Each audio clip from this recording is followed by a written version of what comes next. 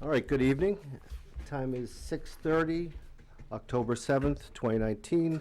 We'll call this meeting of the Conservation Commission to order.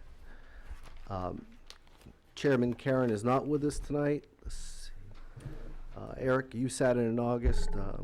Mike, you sat in September. Tim, do you mind sitting in as voting member tonight? Sure, if that's what you'd like. That's what I'd like, thank you. Unless the commissioner objects, we do have a significant public turnout for the public hearing portion, so I'd like to go ahead and move the statutory business up in the agenda. No objections? No. All right. So let's see, who do we have here for RH Cars LLC?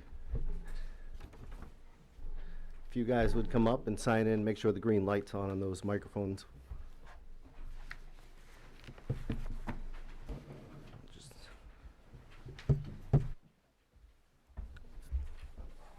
RH Cars LLC and Sunnyside Real Estate Holdings LLC review for recommendation to the planning board for site plan to construct a paved sales lot, whereas the existing area is gravel. The parcel is located at 113 Daniel Webster Highway in the I-1 Industrial and Aquifer Conservation Districts, tax map 2D lot 018-1.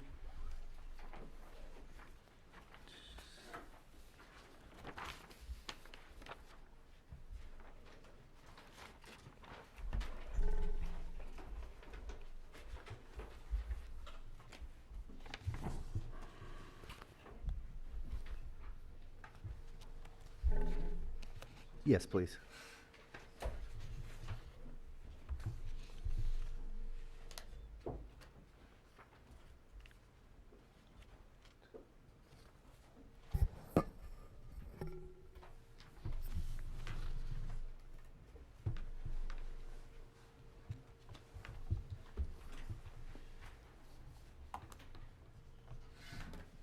If you would, just state your name into the microphone. Sure. It's Nathan Chamberlain, Fieldstone Land Consultants.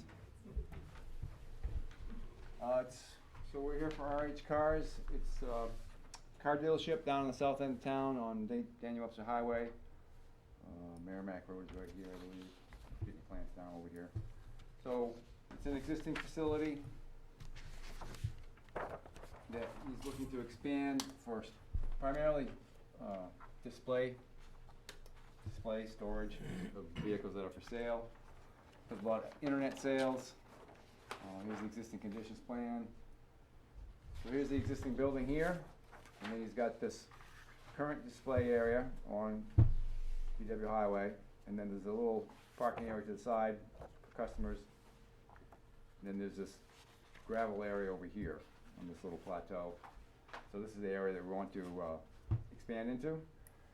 It's in the commercial zone, it's permitted use, and the reason we're here tonight is because it is in the Aquifer Conservation District. So this whole area is in the Aquifer Conservation District.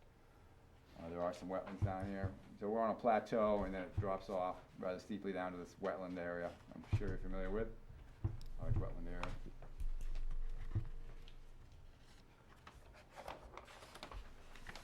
The proposed site plan. So this is the area we're talking about, the shaded area. As I said, it's currently gravel, so we're going to pave that because it's difficult in the winter for maintenance. You go out there with the cars, and in the spring it turns into a mud hole. So that's the primary reason we want to pave this for display area. So like I said, most of these spaces are for display, and they're shown as a dash. There's a tight dash for the display areas, and then we are adding 11 spaces here for customer parking, customer and employee parking, and then there's currently 9 spaces up in here, so a total of 20 spaces. We have it before the planning board. It is conditionally approved. They did grant a waiver for the parking, required parking. I think we need, by the code, we need upwards of 30, 40 spaces, and so we're proposing 20 for the business. And as I stated, this is all display area. So he's got a little sales office in here, and then he's got these 5 bays that he reconditions the vehicles in. Works on the vehicles. There's no outdoor you know, people coming off-site for mechanical type of work, just to service the business. Really, there's no utilities to speak of. They are proposing a couple additional lights here. There's actually 4 poles to light this area, and they'll be downcast, meeting the town specifications for site lighting. And we did provide the planning board with a lighting plan per their ordinance. This was submitted under the old regs. I know they just passed new site plan regulations, so this was approved under the old regulations. And as far as drainage, currently this whole area drains down to this lower corner, and we pretty much mimic that with the grading. If you look at the grading plan, the proposed grades are pretty much on top of the existing. And then we have a series of catch basins down here that drain into a leaching trench system to infiltrate as much as we can back into the ground. And it's all, you know, Hinkley sandy soils that are conducive to that. We did do some test bits to verify those soils. And, you know, we prepared drainage calculations, which we submitted to this board as well as the planning board, and they've been reviewed and revised accordingly per the review. It did go out to town's engineer, Fussin O'Neill, for review, and we addressed all their comments. And I think that's about it as far as the actual site plan. And we try to minimize the disturbance and mimic the existing grades and the existing drainage patterns, and, you know, leave it better than we found it, basically, and that's what we've done. So, we got a lighting plan on here, show you what the lighting is like, and construction details. Pretty straightforward. And when do you go back before the planning board? We shouldn't need to go back before the planning board. As I stated, we have a conditional approval. Typically, this board does a review, we write a letter to the planning board, and we incorporate your comments into the final submission to the town. It would have been nice to be here before the planning board, but unfortunately the timing didn't work out and we didn't get the submission for your deadline. What's your timetable on this project? We want to get it done before winter. Because you've got some requirements in here that you're already coming close to for plantings and, Understood. yeah. I mean, worst case, we'd like to get it paved and we can do the plantings in the spring, but we could do winter rye or whatnot to stabilize and whatever disturbance. There shouldn't be a lot of disturbance around the periphery of this pavement. Get this in, other than down in here where that level spreader is. So you're saying the planting plan would happen in the spring? Right, if we run out of season to get this done, like the you referring to landscaping? Yep. Yeah, so we would just have to do it in the spring. And we post a bond if we need to, if the town requires it.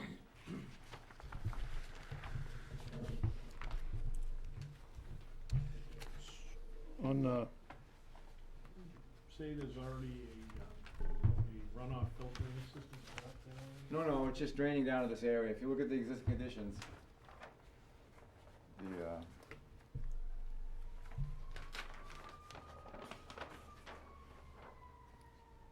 everything is sloping down to this area here, and then down down the slope. So we're just basically maintaining that, and we're adding, we're doing the infiltration, to infiltrate the peak, and then there's an overflow for the larger storms.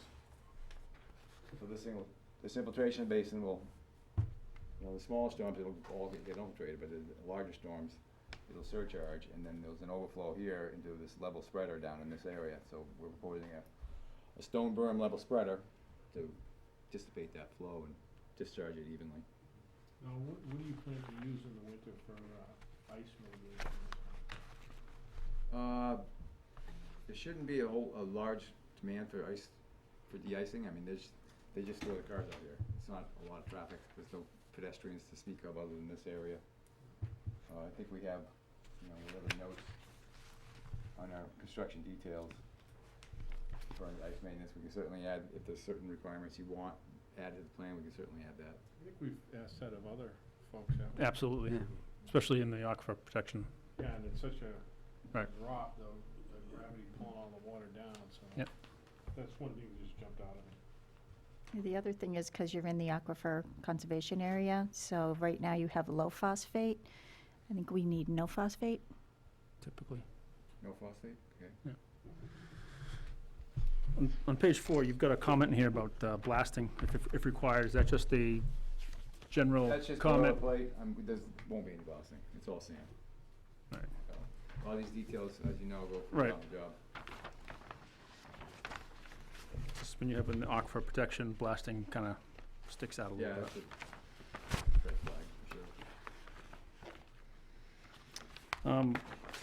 So, again, there's another comment here about small trees and clearing trees. You're going to bury the stumps on the site? There's really not a lot of clearing. The only clearing is right back in here. So, that's what the notes say. I mean, we could look at, other alternatives to that. I don't really see a lot of areas to bury stumps on here, other than maybe right in here. So. But again, there's not gonna be a lot of stumps. It's very minimal.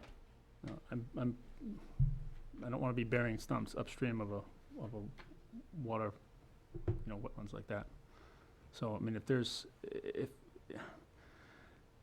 the concept of burying stumps, I know it's on your own property, so you don't have to really, you can get a variance from the state, but that's got to be marked in the plan if you bury any stumps as to where they are. Okay. I mean, again, this is 20 feet above, 30 feet above the wetland, so. But yeah, we can certainly look at that. And if it's, we can take, Yeah, DES has a requirement for stumps and burying them stumps, so that might Okay. be something that's worthwhile looking into.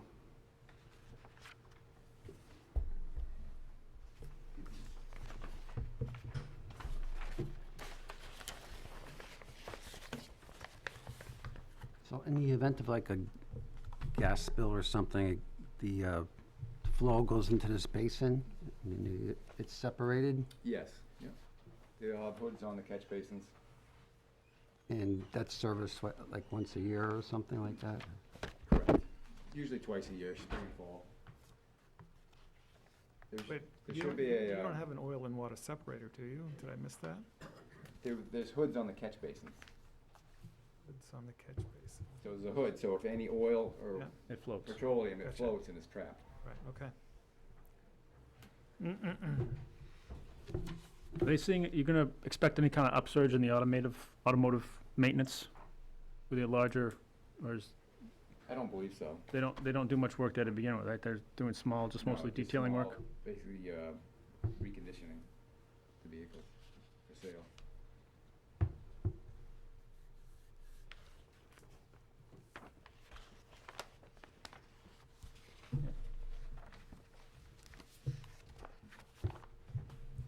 So I think, Steve, we just want to make sure we capture the no phosphate Mhm. fertilizer. What did we say we were doing on the de-icing again? The Green Snow Pro Okay. is really about the only thing we can enforce. And mark where the stumps Yeah. are buried. No other questions? Yeah, we just need to recognize that October 15th is one of their deadlines for disturbed soil, so they're gonna be up against that pretty soon, so. I can get this done tomorrow and get Yep.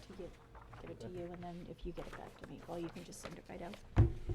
So, Well, thank you for coming. Thank you. Thank you.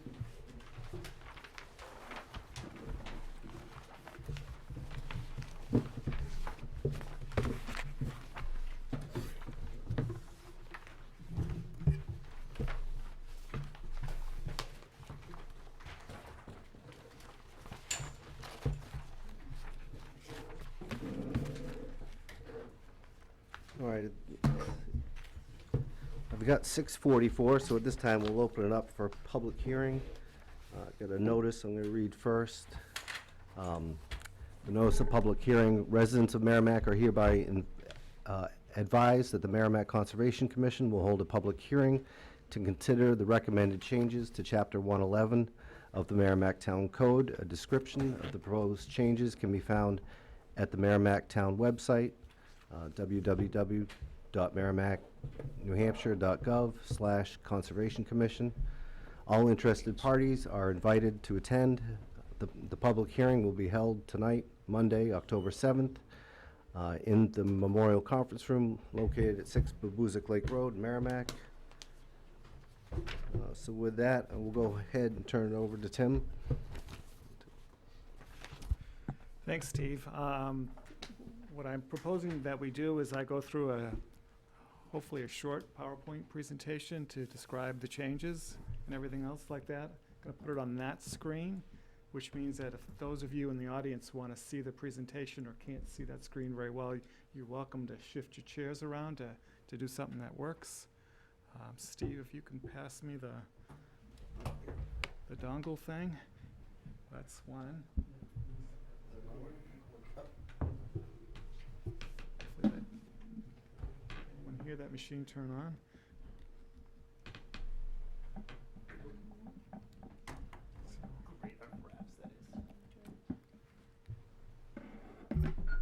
Oh, that sounded good. I think I should have waited a few minutes. Thanks.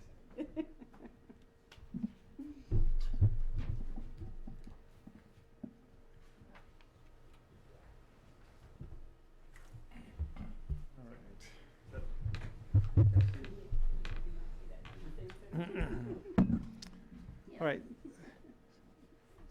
So in the town of Merrimack, all our ordinances, which are the laws of the town, are covered in what are known as chapters in the town code. And Chapter 111 covers conservation properties. And therefore, what we're proposing to do is to update Chapter 111. It has been seen a few minor updates since the early 2000s. It was originally put in the town code, I believe, in about 1995. At that time, it covered 6 parcels, and today it still covers 6 parcels. What we're proposing is going to change that a little bit. This public hearing isn't a legal required public hearing, but it's an opportunity for us to let everyone in the town know that we're making some changes and we want your feedback and your input. And then what we'll be doing next in our process is taking that feedback, discussing it, and determining whether or not we roll that into our proposed changes. We're going to take our proposed changes resulting from this public hearing and provide them to town staff to get their feedback on them. The parcels that are included here have already been preliminary agreed to between us and the town staff as parcels that could end up in this chapter. What we're going to do is, after we've received that input from town staff, and as well as a legal opinion on that, we'll be formulating what we would consider from the commission's perspective a final version of the proposed changes, and we'll be taking those to the town council to get their feedback. If they would like any adjustments or changes, we'll make those, and then we'll go back to the town council, assuming they want to move forward with this, and follow the town council's legal manner to change the ordinance or Chapter 111. And they have a 3-step process that they have to do, which includes public hearings, 3 public hearings as a matter of fact. So there's an awful lot of opportunity for you to provide input. In case you express an opinion here that the commission decides not to move forward with, you're more than welcome to take it to the higher powers, if you like, for lack of a better way of putting it. So don't feel stymied here. If you don't think you get what you wanted, then please keep your voice heard if that's something you want to do. But I think we're a friendly crowd. We're a friendly commission. We are your neighbors. So hopefully this goes forward well. So here's a summary. It pretty much aligns with what you saw in the public hearing notice, but I just wanted to put it out there. What I didn't do was spend a lot of time discussing the current chapter. So what I wanted to do was to put everyone on the same page, and this is kind of the current chapter in a nutshell. So it covers 6 parcels. I have the parcel IDs with them. That's those funny numbers like 5C and 4B and all those. That's how the town refers to those parcels. And if any of you have looked at your tax bill, you'll see those funny numbers for your own parcel or parcels. So it includes Wildcat Falls, what is known as Riverside Park or off of Riverside Drive, some properties on French Court and Hitching Post Lane. I think they're very close to each other. And then near Woodward Road, And then lastly, a parcel on Mitchell Street, which is known as Mitchell Woods.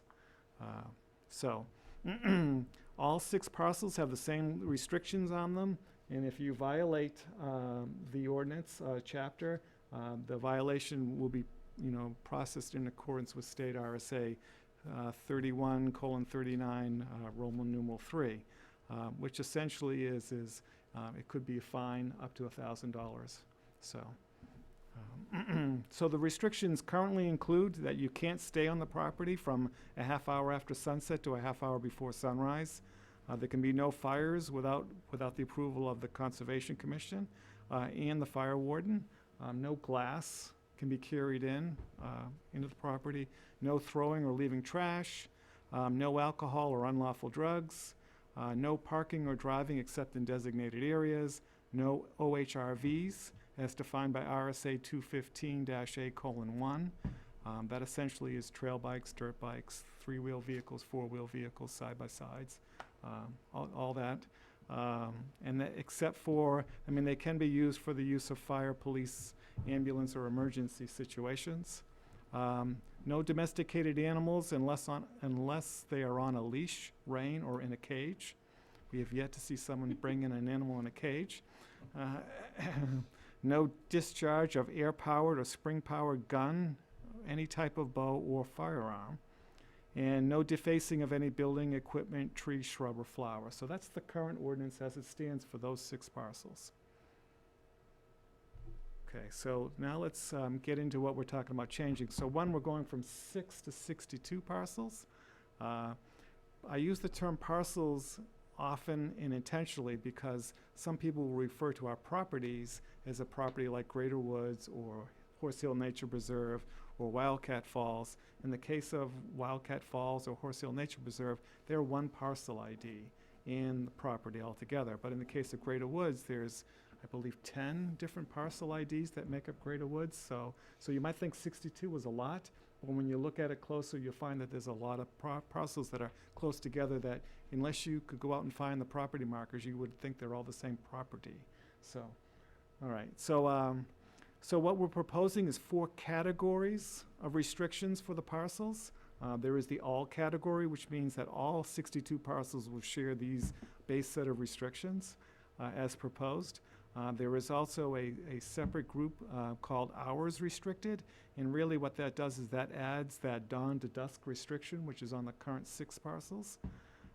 Then there's what I phrased completely passive.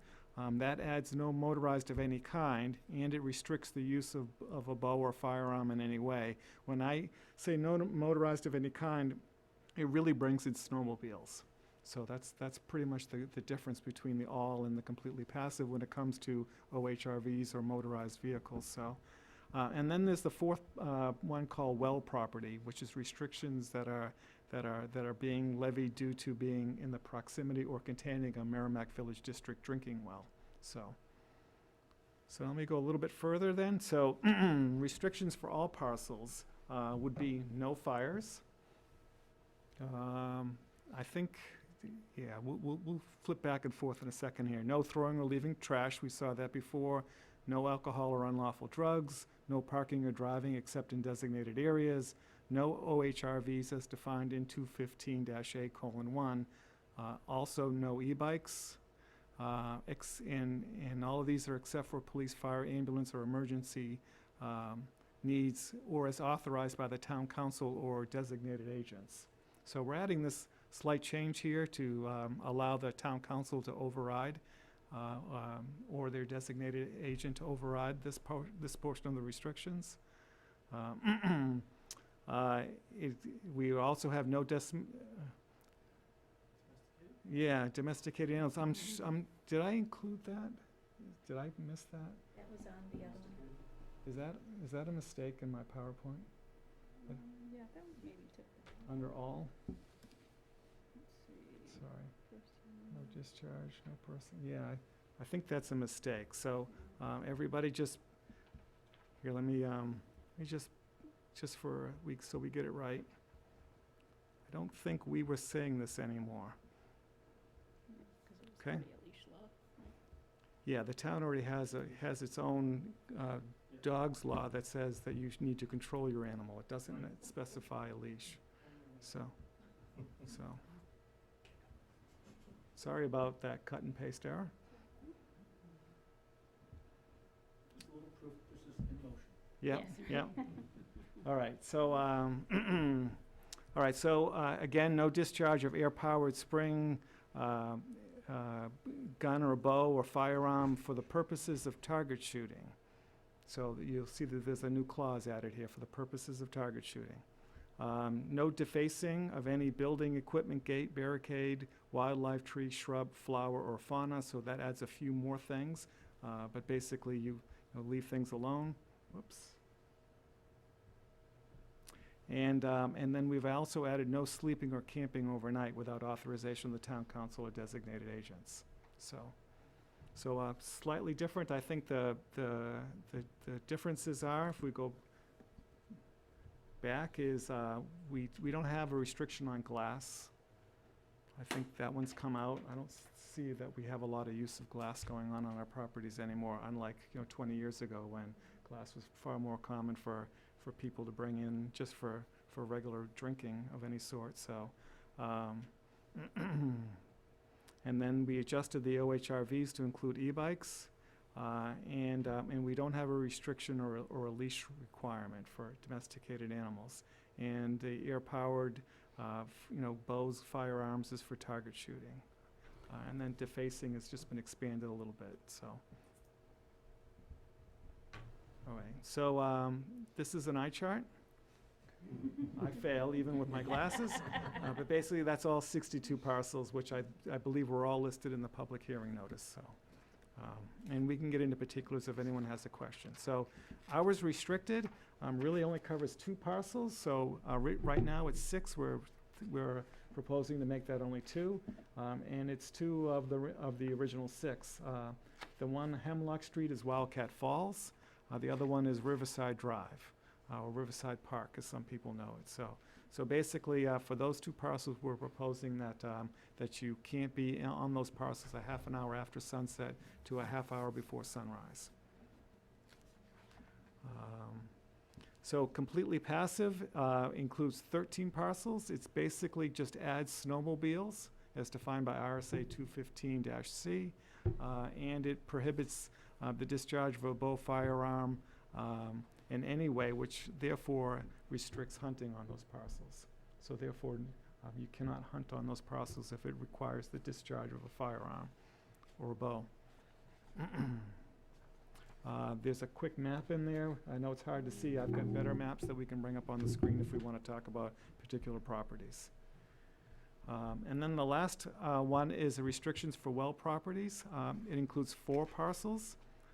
But to be honest with you, right now, we don't have any further restrictions for well properties if, in fact, we keep all restrictions in place.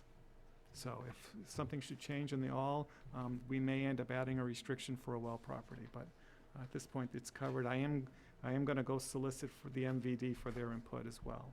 I haven't got that back from them. I haven't asked them yet. So that's the quick update on all the parcels. I can get into more showing maps and everything else, but I thought it might just be good to allow people to come up and talk and let us know what they're thinking. So anyone wish to come up and let us know what's on your mind? Close your eyes. Yep. I guess I will. Okay, so what we ask is that you please sign our sign-in log and then state your name and address into the microphone before you start. And that's mostly for our minutes taker who was using the video to capture the minutes of this meeting.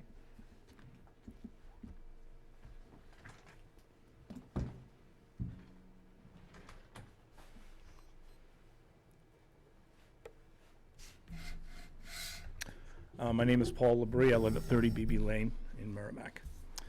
I'll read off this just so I want to make sure I get everything correct. My name is Paul Labrie. I've lived in Merrimack for most of the last 20 years, and the last 5 years at 30 BB Lane. My property abuts the BB Lane trailhead on Greater Woods Conservation property directly alongside Beaver Pond, the exit to the brook to Babuzik Lake, and the adjacent marshlands. If you walk there, you've either met my big Bernese mountain dog or you've heard her bark at the passersby.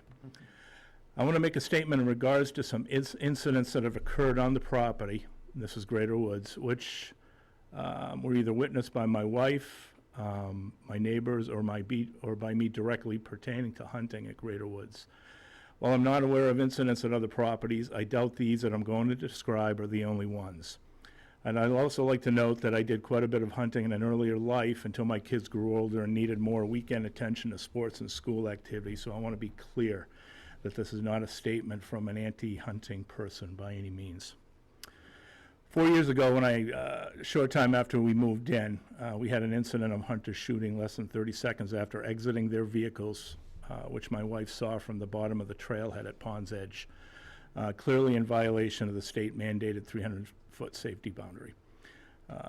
Merrimack Police Department was notified in this case, listened to my wife and my neighbor's descriptions of the shooting, and upon listening to the hunter's explanation, remarked, "They sound like they know what they are talking about in regards to the 300-foot safety boundary."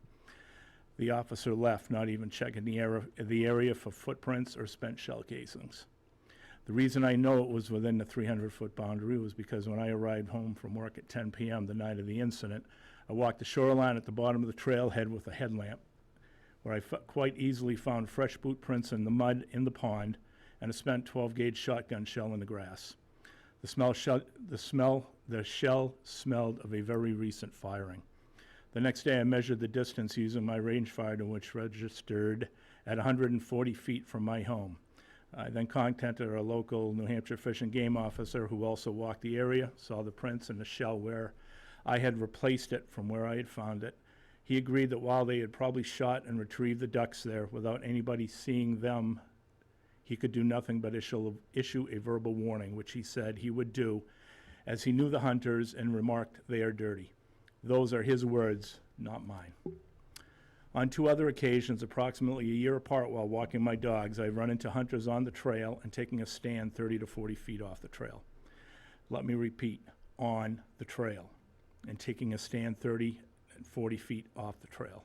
On the occasion where the hunter was standing on the trail, I remarked to him in passing, "You'll probably have more luck hunting in the actual woods." To which he remarked, "Yeah, whatever," and stayed where he was on the trail. This was on the Drilled Rock Trail near the abandoned tree stand, a highly used walking and mountain biking trail. I looked back before rounding a corner approximately 100 feet further, and he was still standing there. On another occasion, while walking my dogs off-leash with collar bells and orange vests, as I do on occasion, I walked into another hunter approximately 30 to 40 feet off the trail, where he remarked as I passed by him, You better hope your dogs aren't seen chasing deer, they will get shot," in which I took as a veiled threat due to the tone. At that point, I neither had a camera or a cell phone to snap a photo of the man, so I simply walked away. Neither of these were reported after the last of the attempt with Merrimack Police Department, but I now carry my sidearm very discreetly in the woods during hunting season when I walk my dogs or take my grandson for a big boy hike. I have for the past 4 years at my cost put in white markers 300 feet off the back of the abutters' homes on a conservation property along BB Lane before hunting season. While this appears to have helped with the illegal shooting directly behind our homes, our own walking trails as well as the shoreline of Beaver Pond has also had an effect. Over time, hunters have concentrated their shooting farther down on the Gateway Trail side of the pond or used kayaks on the pond. It has taken regular walks with my dogs, and including walking through their duck stands, which were built using trees cut from the conservation area. While I can say my comfort level is a little higher of late, the thoughts of hunters discharging firearms within 300 feet of highly utilized trails is and remains a concern. This past week, my daughter was startled riding her mountain bike on the Brickyard Trail after a shot sounded quite close. Again, 300 feet is probably going to have no effect with bird or even buckshot, but a slug from even a non-rifled shotgun shell could kill somebody. With this, I'll close out with a simple remark. You need to address the hunting issue. There are hundreds more people on the trails at some of the major sites on any given weekend during hunter season than there are hunters, many of whom use the trails for 2 or 3 weeks a year and never seen after that. We as a community use the trails daily. Some of us even got married there.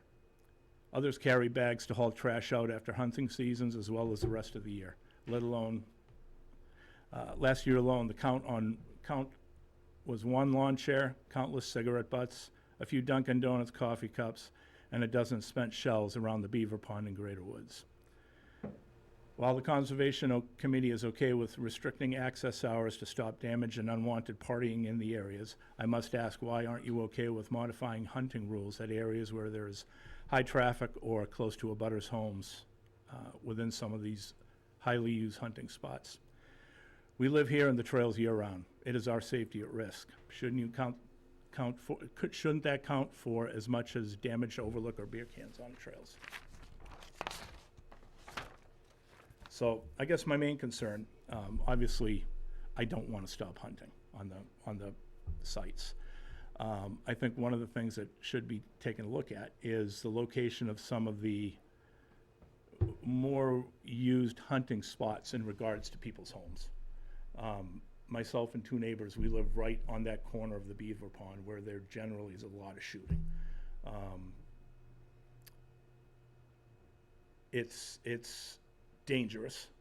Granted, they, for the most part, appear to be shooting over the pond where we're not at, but still, during deer season, you have the possibility of gentlemen shooting from the trail, shooting across the trail. We walk there, we live there, we're there every single day, and we consider this a bit of a problem. If it would be possible to restrict around certain spots. I mean, there's a lot of land in Greater Woods, and there's a lot of ponds where the ducks congregate. I don't really see a problem with possibly restricting some of the ponds or parts of some of the ponds where they're really close to the houses. That's all I have to say on that. So you're talking pretty much drilled rock trail in towards the cul-de-sac, that pond area is where Yeah. the high traffic and the most problem Yeah. is. That's where I've seen most of the hunters. I do a lot of off-trail walking, especially during the hunting seasons. Kind of based on recommendations from people that I've talked to about trying to move the wildlife away from the more trafficked areas. I haven't been running into an enormous amount of hunters, but it's generally the duck hunters this time of year that are out there at dawn shooting the place up and literally, in some cases, shooting right at the 300-foot barriers. Now that they're marked, they know where they're at, but it's right there at the homes.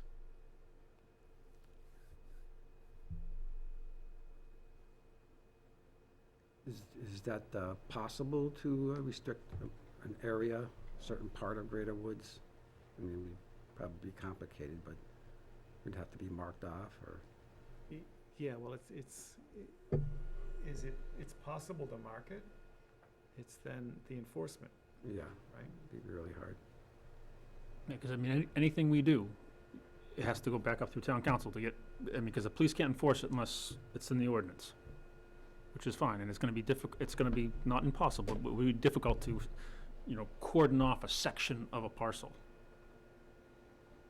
And that's exactly why they have a 300-foot boundary, so, and then we've also got, the gun laws. I mean, if we make our own gun laws, now we're up against federal gun law, and we can't, you read the laws, we're not supposed to make anything more restrictive than the federal, you're gonna be speaking to this better, more restrictive than the federal law.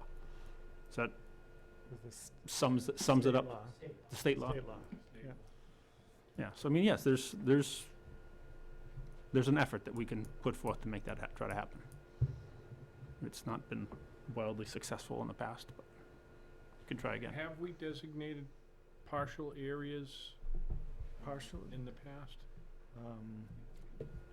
we as a town have not. One of our deeds on one of our parcels in Greater Woods had a designated area built into the deed to keep it away from one of the active homes that is adjacent to Greater Woods, not near your home.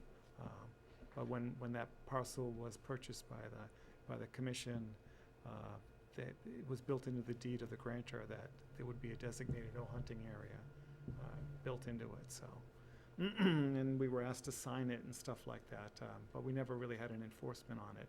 And it only ran as long as family stayed in that home. The family has since moved on, so. Beyond that, we've done whole parcels as a town.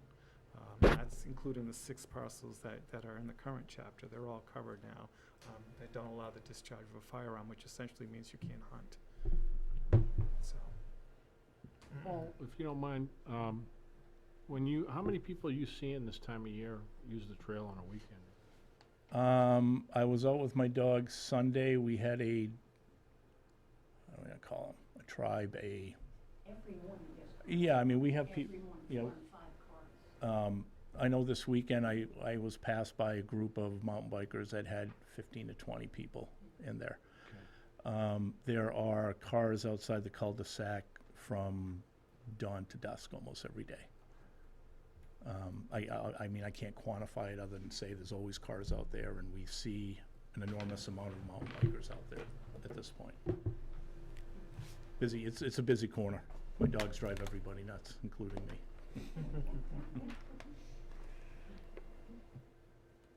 I guess I'd like to go out and see it, me personally, walk it and see where, you know, I know where you're talking about, I've been down there. It's been a while for me, but, I'd like to go out and see it. Go sit on the observation deck for an hour, facing the wrong way, facing back towards the neighborhood. And there's traffic. Yeah. Foot traffic, bike traffic, Yeah, hunters. but I mean, just for the sake of what might we restrict, you know, what area, how far out, what particular specialized area? Well, Paul's done a great job of marking off that 300-foot boundary. If you walk out there, you see the white posts Yeah. right out there. And Some of them are sticking in the water there. Yeah, exactly. So I mean, it would be, if we could section off a parcel, it would almost be from Gateway, you know, where the road kind of stops, Gateway kind of stops, all the way around to the far side, you know, almost to back to where drilled rock starts. That whole section would be, it's almost all within the 300-foot buffer. I mean, once you get over the bridge, it you know, opens up a little bit, but So it would be getting it into, the code and then posting it properly. getting town council to agree to it, Yeah. posting it properly, yeah. Because even then, you know, we've gone down this before with the town lawyers, and they've been pretty adamant that we can try it. They may not hold up in court if everyone ever came back at us, but we can try it.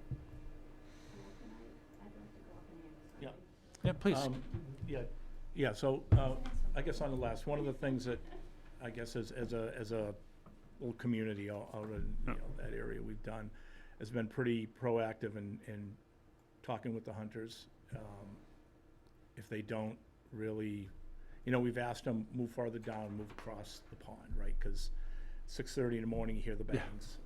You're walking, you're riding, you hear a bang. When you're on, I think it's the Red Maple, where you come down the trailhead and take a right, you're walking down there, and you hear the bang. It's literally 50 feet, 100 feet from you.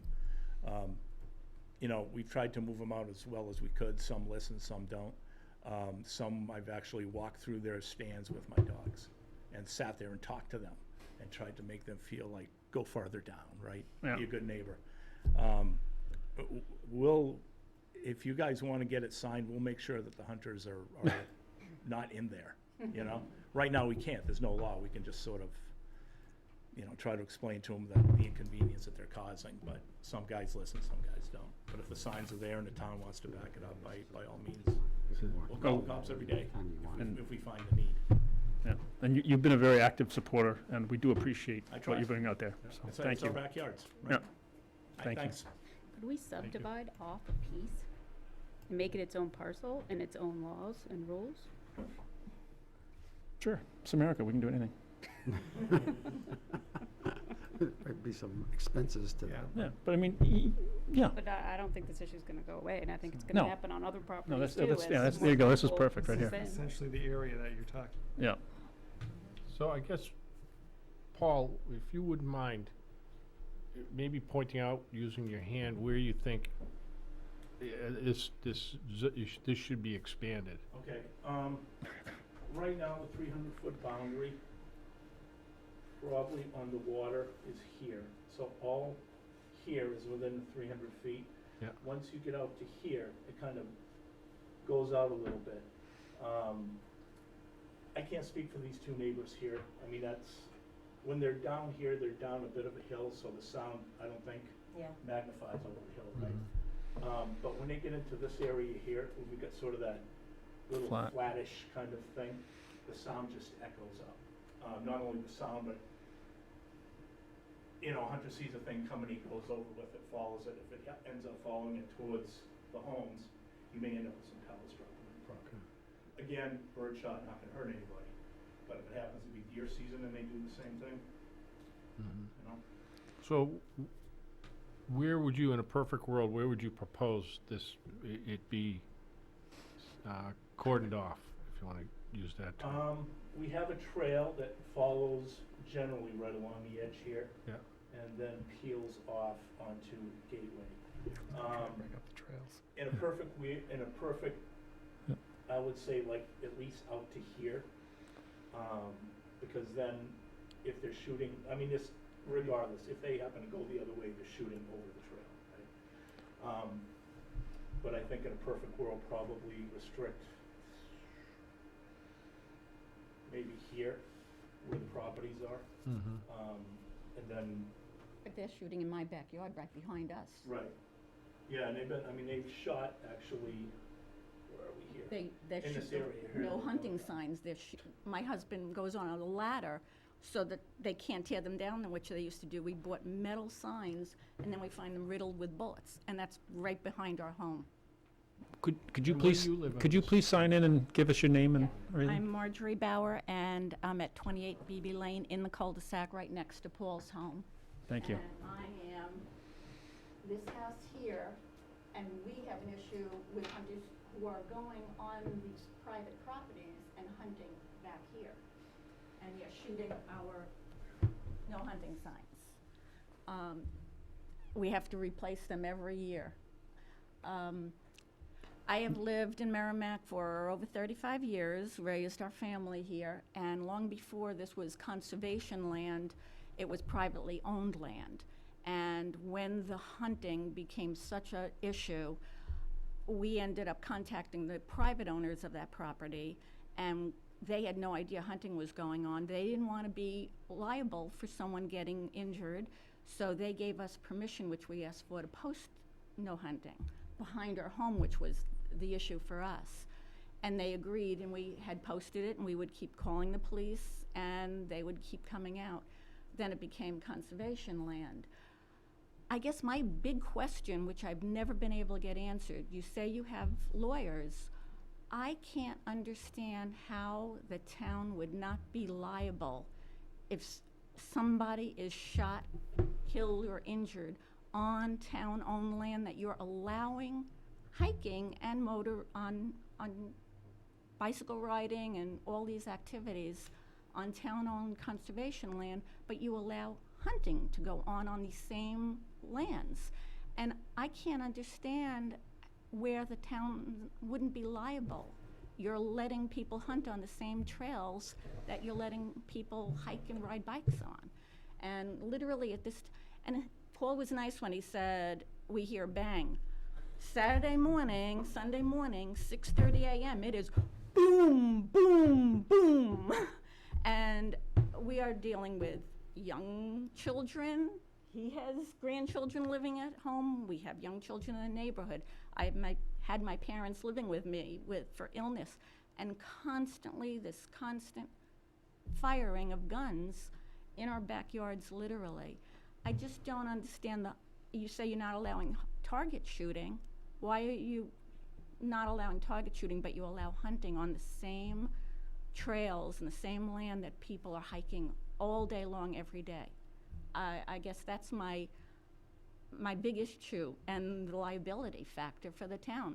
Why wouldn't you be liable? I can't imagine, at this time of year, I can't take my grandchildren through the trails. My husband doesn't want me hanging clothes outside in the backyard anymore. I mean, we're once the shooting starts, we're in our house. My grandkids can't play in our backyard anymore. We're prisoners literally inside during hunting season, and it's just, we're here to the day they carry us out. We're long-term residents, and we've been dealing with this for so many years. I thought once it became conservation land and town-owned property, that the hunting issue would be resolved. But it's just, and again, like Paul, I'm not anti-gun. My husband was in the Army. We have guns in our home. He's a responsible gun owner. Our kids, our son, my daughter-in-law, they all shoot, but not in people's backyards. So I'm definitely not anti-gun and anti-hunting, but it's just way too close. I just don't understand why it has to be done in neighborhoods. And has the liability factor ever crossed anybody's mind of people using this for recreational purposes and hunting at the same time on the same land? Has that ever been even considered? I think it has been considered, and it's been, you know, there's been discussion. You're not the first person to raise that question. Again, when it was raised, I wasn't around, so I'd like to personally do some research on it, and have the town lawyers do a little more research on it. But you raise it does kind of make you scratch your head. I mean, the trails go all the way to middle school. Yeah. The kids from the school are coming up You know, and you got riding bikes. some of our areas are really heavily traveled. Yeah. So, these are all good questions for further discussion. I know that. I'm interested in discussing it further. So, I get the feeling from seeing some faces here that, unless I'm wrong, let me know. No, you're not wrong. And I welcome you and everyone else getting educated on it, because I went through a similar discussion now 17 years ago, or 16 years ago with Horse Hill Nature Preserve, where we allow hunting and we have trails and all that too. Really what's happened is the state of New Hampshire has all rights to control the use of firearms. The only place where they don't have that right is on privately owned property. So because they have explicitly, and I say the state, by state law, have explicitly made them responsible for the use of firearms and taken that right away from the local towns and stuff like that, they essentially have made towns and people not liable for accidents on that. And that's the way they've structured things. So what we've done, and what you'll see, because we do have 13 parcels that we call completely passive, which means we're restricting hunting on them. On a majority of those parcels, we're proposing that simply because it's already in the deed. And once it's in the deed, that circumvents, as we were told by our town attorney, state law on that. If we have a deed for a parcel of land and we agree to that deed when purchasing or accepting the donation that excludes the use of firearms, we have to honor that deed. And the way we honor that is by putting in our ordinance, so it's now enforceable. So that's why we can do it on some of our parcels. I don't believe either one of these parcels that are near the cul-de-sac of BB Lane qualify under that. I don't think they have it in their deed, or else if they were in their deed, they would have been part of that list, okay? So that's one way around it. The other part that hasn't been is last I knew from our town attorney, and this is probably 6 months ago now, is that no one has ever actually taken a town's ordinance that says no hunting and challenged it in court against that state law. So a lot of people have threatened to do it. Hunters have threatened to do it. Other people have, target shooters have threatened to do it. But no one's actually tested the law. So it hasn't withstood the scrutiny of our state Supreme Court to find out. So what we have asked and what we're proposing to do by these other parcels that we're asking to have no hunting allowed on them is to, well, if someone wants to bring it to court, then let's test it. But what we're trying to stand on is our legal way is we're the owners of those parcels. As owners, we should have every right to restrict the use, just like anyone else can on their parcels. So that's the side of the law that we're erring on, not on the other side that the state says you can't regulate. So there's two sides of the coin, and until that gets brought up in a court of law, we'll never know. So other towns, I believe Londonderry and a bunch of other towns in here have gone forward with no target shooting and no hunting on certain parcels, waiting for that legal challenge to happen. And when I say I as the person who put together all the information from the Conservation Commission, we're proposing that we go forward with a few of our own parcels too. We just hadn't designated these parcels. I would certainly love to have this area looked into. So, It's been such an issue for over 35 years that we've been there, yeah, certainly. because these are really large parcels. Yeah. So it's kind of hard to designate, if I break it all out, you can see that this one is really large, and so is that one. Because these are both included, so we could go forward with those parcels if that's the will of the commission and see where we stand. Or we could take the tack that Paul has suggested and create an enlarged, no hunting area and try that path. Or we can leave it as is, so. Yep. It's really up to what the commission wants to do, so. We have to see what we're allowed to do. I mean, I don't, short of trying to subdivide those parcels, that would be interesting thought. He- If I could, I don't think. You need to come Mind. closer. Yeah, you need to, Because so the mic can pick you up. At least in my mind, I don't want to say restrict hunting back there, because the hunters have been there obviously probably longer than we have, right? But a more common sense approach to keeping a little bit of peace in the neighborhood, Yep. right? no, yeah, I mean, what you're asking for is not Mhm. outrageous, or to me, I don't feel it's outrageous by any means, but it's, we have no enforcement ability. Right, I You know, understand that. We call the police just like you if there's an issue. So, for us to say, okay, no hunting, Yeah, I mean, I think I've gone as far as I dare to with Yeah. trying to move hunters out of there myself. Yeah. Yes, because, even if we do move forward with this, we're still going to need you folks or people that are walking the trails to raise a hand and be willing to wait for an officer to come to take a complaint. So, You're gonna need to come to the town council meetings and all that too. Yeah. Yeah. yeah, because as we said, what we're proposing here, Mhm. we're gonna give to town council, and be, okay, what do you think? Yeah, I mean, you look at a So- map, if you expand that map out, there's some yeah, I was going to try and great bring up a hunting better map. spots. Yep, yeah, there is.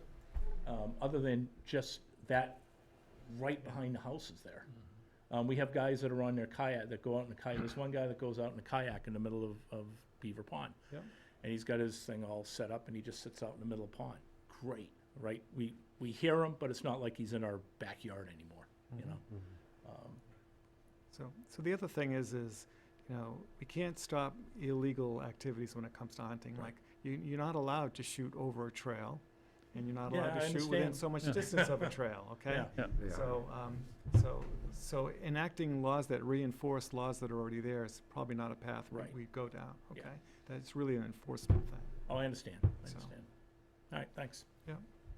So please, if you have things going on in your yard, please keep calling, please. That's probably why Yeah. Londonderry got that conservation Musquash, officer. yeah, Yeah. there's still an issue. It's not cleared up. No? Well, I guess, hearing, like you say, you posted your property and people are trespassing on it. To me, Yeah, it's like that's, Gage said, if they're trespassing on your property, you don't want them there, you gotta, call the police department, and, to me, the squeaky wheel gets the grease. And, I know people feel, and I get it, I don't wanna constantly be bothering the police department, but, I don't want to be shot either. yeah, to me, it's an issue. The only way the police department knows about it is if it gets reported. And I base that on my experiences, so. Yeah, I guess you would know, huh?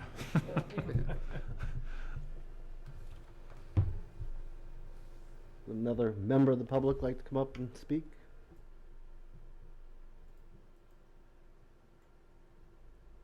Oh, all right, then I won't bring up this further map.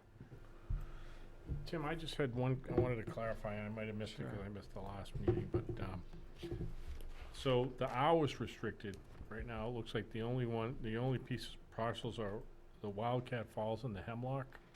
No, that is Wildcat Falls, Okay, Hemlock yeah, I Drive. thought so, Yeah, it's the end of Curry or Hemlock, it's technically Hemlock. Yeah. So So, that's one, and then Riverside Drive, okay, which is off of Amherst Road. all right. essentially, most every one of those homes or that are around that are within the 300-foot buffer. You'd have to be right down on the Sauhegan River in order to be out of the 300-foot buffer. Yeah. So, The very neighborhood. but that's the hunting side of it. But it's also because it's in that neighborhood and you're so close, restricting the hours was just to keep, bad behavior from going on in Okay. people's backyards. So those will be the only two properties that are hours restricted? That's what we're Right now. proposing. Okay.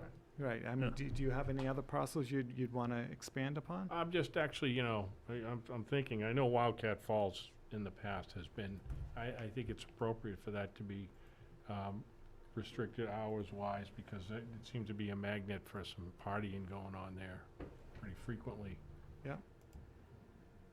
Yeah, so, Bloomington, yeah, I'm trying to, just, in case anyone wanted to see the trail systems a little bit better so you can see it. I brought up a different mapping tool. Here, let me, hold on a sec.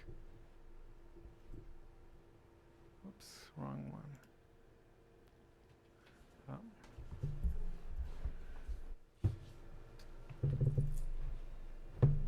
That one, themes. Turn that one off.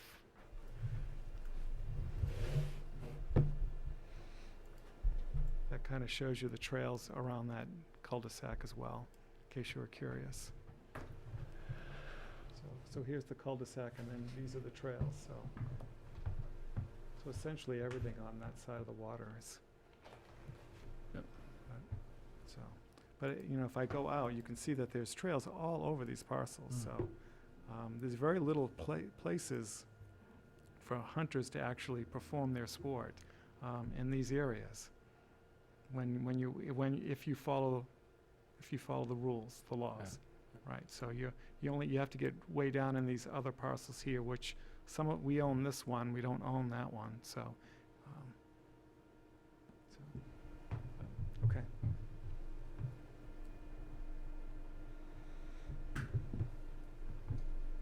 So Any other? What else? thoughts, questions? Hello, my name is Jeff Hoy. I live on 7 Tomahawk Drive. I'll sign it. My question was regarding the all category. Yep. It seemed to me like there's an addition of all motorized vehicles. Did you sign it? I'm about to. I'm going to talk before I sign. yeah. So I'm recognizing that as a change to some of the current rules. Yes, it expands the no motorized onto more parcels than currently is there. All parcels. Yeah, it goes to all parcels. It technically is all right now, but there's only 6 that are included in the current ordinance. Sure. Okay, so, But I just wanted to highlight that that's an expansion of the restrictions on the town's properties. yeah. Yeah. Yes. Now, can I understand some of the thinking behind that recommendation? Sure. Right now, where motorized can happen is a number of the trails on Greater Woods, but not all of them. What else? What other parcels? Gilmore? No. No, Gilmore's no. Gilmore's doesn't allow it. Yeah, so Horse Hill has a provision in it to allow motorized use, but it doesn't currently, because Horse Hill, when that was put together and agreed to by the town council, required that there be a club to help oversee and organize it, and no club on Horse Hill no club for Horse Hill was ever developed, or another, like an ATV club from outside. When it came to Greater Woods, where we do have some trails that allow different motorized uses, not all the trails, but some of them, except for the school district property, which has a deed restriction on it. The other parts of it, we did have for a while a club that had stepped up and said that they'd like to participate and help maintain the trails. That was the Right Riders here in Merrimack. Those are the same folks that manage the bike park over by Lawrence Road. Yep.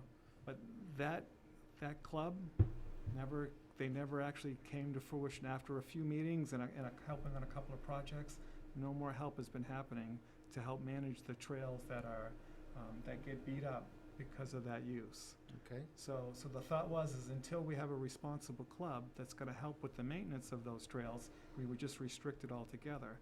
But our town, Okay. our town charter, town ordinance process is completely handled by the town council. So if a club ever stepped up and said, hey, we're gonna do that, it takes a month or so, or a couple of months actually, from start to finish, and that rule can be changed. So it's not permanent, it's not written in stone. But for right now, while there's no group that's willing to do it, So it's, I'm sorry to yeah, go interrupt. ahead. So it sounds like in that vacuum, you're taking that responsibility. You're restricting it. Right, yes, because what we've found is that the volunteers that are working on those trails have said that, hey, we don't want to work on trails that are being beat up by motorized use. So, Also, what happens is they lead those trails into the surrounding areas, you know, hills, wetlands, whatever, into areas, you know, they use the legal trails to access illegal access in some cases, In every case? in some cases, Certain cases?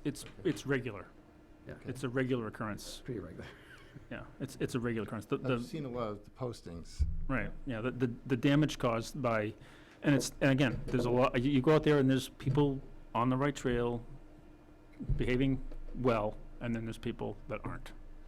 So, And that's unfortunate, but it's become to that point that the maintenance that we're doing to support activities that, you know, we're closing places that, there is no trail. I mean, we're looking at, you know, they squeeze through a rock and they're right through the wetlands, and like, what are you doing?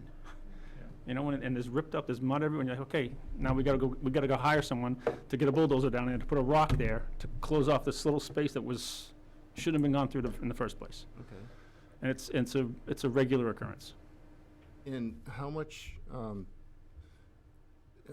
in the fund is still available for maintenance? I mean, couldn't we just take care of these problems as they come up? That's what we're doing. Yeah. So I'm just wondering why you're throwing away everybody for a few bad apples, is what I'm understanding. But, I mean, Yeah. it sounds to be the recommendation that is proposed. that's the recommendation, Okay. yeah, because the other users get together and participate. So if we could get enough of the users of that use who would like to participate and help, then I think we would Yeah. view it differently. Okay, I don't like the direction it's going. Mhm.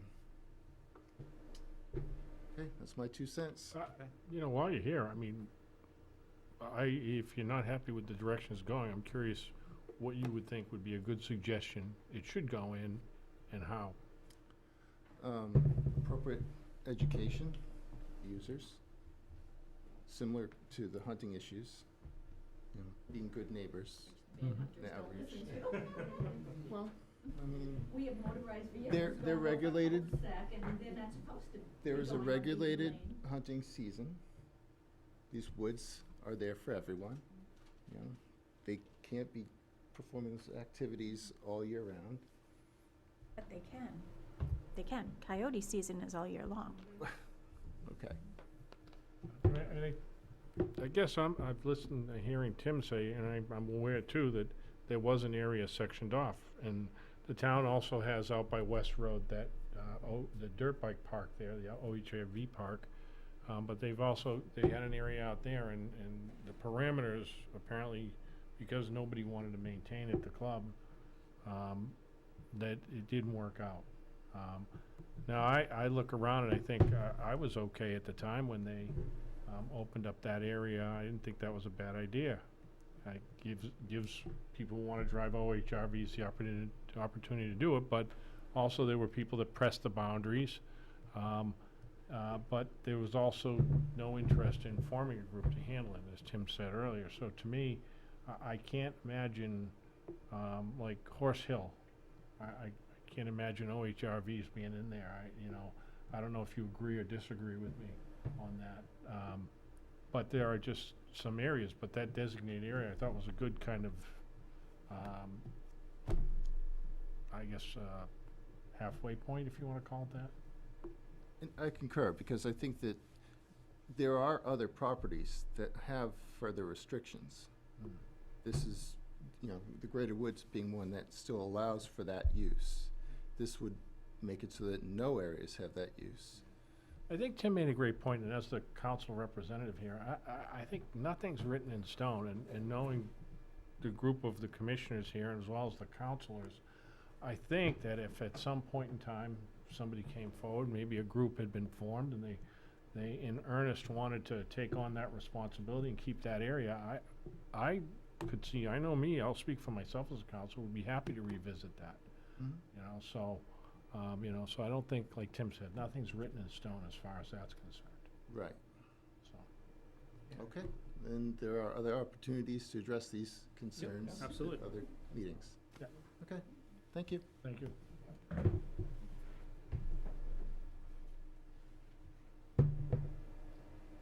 Some other members of the public? Anyone else want to come up? Don't be bashful. Do you all live, do most of you live near BB Lane? Is that, okay. Going once? Going twice? Well, thank you all for coming. What time is it? It's now 7:41, so I guess that officially concludes our public hearing.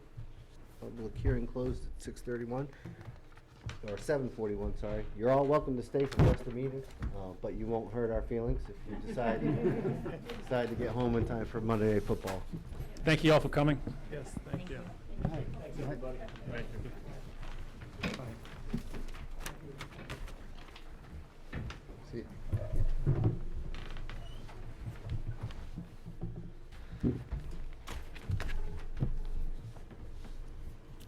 And thank you, Tim, for facilitating that. Good job. All right, moving on through the agenda. Let's see. Appointments, we have none. Statutory advisory business, we've already handled that. New business, we've got a few items here. First one is the 49th Annual NHCC Meeting and Conference. I actually have some information on it. I think most people have seen this. It's in Pembroke again this year. I know a few of us went to it last year. Pete went, I went, Gage went. I definitely recommend it, for the new members. It was fantastic. They did have basically a Conservation Commission 101. I went to the wetland one. Yep. You went to that too, I think. The wetland? Maybe not. Rick Vanderpool. Yes. Yeah. It was fantastic. It's like a two-session, right? Right, Yeah. yeah, it was a double session, definitely would recommend that to someone else. But I have a whole itinerary here, or a whole conference schedule of some of the different, there's basically 3 sessions. There's a morning session, and 2 morning sessions and an afternoon session, so you can kind of map out your day before you get there, and sign up for specific classes. I know it was recommended to me last year to sign up early, because some of them do fill up. That wetland one certainly filled up. But again, I have all the information here. If you are interested, sign up, let me read this. Sign up before October 19th for the early bird registration. So yeah, you would want to sign up before the 19th. The way it's paid for is as soon as you sign up, you'll get a confirmation saying, yes, you signed up for these workshops. And then you would just forward that email to Sharon, and she would take care of the invoices, probably pay all 3 of them at once. Does anyone know that they want to go to this? I'm not 100% sure, but I definitely would like to go to it. I'm, again, I've got to look down the road a little bit on my schedule, but I think I'd like to attend. When you sign up, there's an option of pay by check. Make sure you check that box, and then you send your receipt to Sharon, and she pays 1 check to NHACC. But again, no pressure, you don't have to make that decision tonight, but I'll leave these materials out until if anyone wants to look at them, they can. I don't remember seeing this in the email. Did she email this to us? There was something about it. But you can go on their site, it's I don't know if it's attached to this ACC. email again. Yeah. She did send out an email, so the link for it is on the email too, so. We can get to Oh, and I guess, yeah, all the funds come out of, it's all financed through the town, but, Yep. guess we should make, I'll make a motion to approve the expenditure of funds to cover the cost of attendance at the NHACC conference for all members wishing to attend. Source of funding would be Fund 53. No. No, that's fine. Source of funding would come from the training budget that we have All right, in the town budget. That's the way we've done it in the past. it is, okay. Yeah. It's funding, From the town budget. It's the training line in the town budget for the Conservation Commission.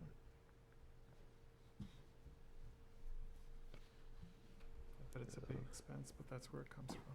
Okay, I'll second. thank you. All in favor? Carried 7-0 to 0. All right, the next item is the 2019 tree farm status. I think it has been about a year since we last talked about this. It took a level of commitment. One, I think a year ago, we felt like we didn't have necessarily the bandwidth for. Right. Yeah, it's seemingly become rather a membership that requires quite a lot of paperwork on the backside. That, and, you know, we only have 2 or 3 properties left that are tree farm status in town. And we're already not, Yeah. we decided to- we're already not really managing them, you know, in the tree farm status, so I would think we should go take the signs down, personally. Anyone else? Strong feelings about the tree farms? It used to be a good thing. I mean, like Home Depot used to only buy wood from like certified tree farms. So there was a whole bunch of things that we were using it for, and all those have kind of since gone away. So we don't really. Yeah, there is a lot of activities that we need to do as a group in order to maintain that status. And it just requires work, and no one from the commission has put their hand up and said they're gonna do all that work. Yeah. So, I mean, if there's a member of the commission who wants to take that on and make it part of their responsibility, then I would support, staying within the tree farm program, but, Because we own a couple parcels, and the town owns a couple parcels. yeah. Mm-hmm. And that's what they're asking for, is a lot of action, I think, at this point. Yep. A Yeah, 'cause we're behind. certification. Right, yeah. Right. There needs to be a forestry plan, and it needs to be acted upon, and the inventories, and Yeah. so, it's work. So, and I know I personally don't have the time to do that, so. So I guess no action really doesn't require a motion or anything at this Right, point. that's what I would think. When was the last time they actually did tree farming on any of those properties? Paul? I think the last time we did a cut was Greater Woods. Right? Trustees of the trust fund, no, that's not Yeah. true. Trustees of the trust fund did that property, Yeah, and then the school did a property down the end of South Babusick Lake Road, where Yeah. Babusick and South Babusick meet. They did that little L-shaped property, but that was 5 years ago, 4 or 5 years ago. I don't believe we've had any, I think we've done any of our own parcels we've not done any of our own. in 10 years, probably. Yeah. So, Greater Woods is due, that back portion is due now-ish, 12 to 15 years. So, Yeah. we could be looking at that. But, But that doesn't preclude, I mean, we can still do the cuts. Yeah. And we can still Yeah, do the that's right. activities. We don't have to do all the certification to remain certified. I was just gonna ask that. It doesn't Right. preclude us from managing the lots. Correct. when we did the tree farm parcel on the school, the school, part of the school, when we did the initial cut through Greater Woods, the initial job through Greater Woods, part of that was on a tree farm grant, so to speak. And the money we got for that lumber was worth more because it was a tree farm, it was a certified tree farm, it was gonna go to a certified retailer, yes, XX. That whole option of that is gone now, you can't do that anymore. And it's kinda just, it's been replaced with, oh, you have to do management plans, and you have to do this, and you have to do this, and you have to do this. So it just became, instead of seemingly a benefit for us, it became a burden. It seems like there's little upside to keeping it up. I've not been able to find one, That's pretty succinct. so. I think about the only big sign I know of that's left is the one walking into Mitchell's Woods. Yeah. That's about it. That's probably ready to fall over pretty soon. Because you can't see it now. I used to go in there and cut it all the time so you could see it, but you can't see it. So do we need a motion on this, or? I think we could decide just to do nothing. Continue to do what we're doing. Continue what we're doing. Continue with inaction. But we haven't paid them, as far as I know, we haven't paid them for membership, so. Yeah, see, that's another part. You gotta pay them to be certified that Yeah. you're a tree farm. So, Nice. And they don't say how much that is, but that's what it outlines, that's the next step to schedule our grossly overdue recertification. yeah. Is that what it says, grossly No. overdue? I editorialized. Let's see, what's the next item? Hard to believe this has been a year, but the 2019 annual LCIP survey of Wasserman Conservation Area. Guess basically we just have to schedule it. Who can explain this better than I? We have an obligation once a year to go out and survey it, and Yeah, so when the town accepted the funds for the Wasserman Conservation Area to be purchased, it was part of a program called LSIP, there's now a newer version called LCHIP. The H in LCHIP stands for heritage, so it was conservation before, and then it was conservation and heritage now. That's why the conservation plates say CH on them, because it covers both conservation and, in case you were ever wondering. So basically, we forever annually have to do a survey of the property and report that survey to a department in the state of New Hampshire who collects all those and monitors that that's happening. They also do go out and take a look at certain properties that are under the LSIP program and under the LCHIP program. They did monitor our Wasserman property like 3 years ago and actually found an issue with it and alerted us to it because we hadn't done our annual walk and hadn't noticed it. So once a year we have to go out on the property, and they prefer we take pictures and provide them. I've taken lots of pictures. I haven't provided them yet, but I've fallen down on that responsibility. But we do the report. Do you have the map tracing still, the roads? Yeah, I've got all that stuff. I mean, I can bring it back and Yeah, bring it up. we on should computer. probably put that all up on one map and see where we haven't been. Yeah, Because That's true, we've too. tried to walk kind of the different boundaries a couple different times and crisscross. We've tried to take a couple different paths to make sure we're covering Yes, we everything. so- bushwhack, thank you very much. yeah. You didn't lose a boot. And you with your long legs, you're like, and me, I'm like, You didn't lose any shoes this time, no? no, I didn't, that was good. So we need to do the walk, and then the report has to be put together, and certainly looking for volunteers to put the report together. I can put it together. You just have to show me what to do. Yeah, okay. All right. So we just need to pick a time to go do it.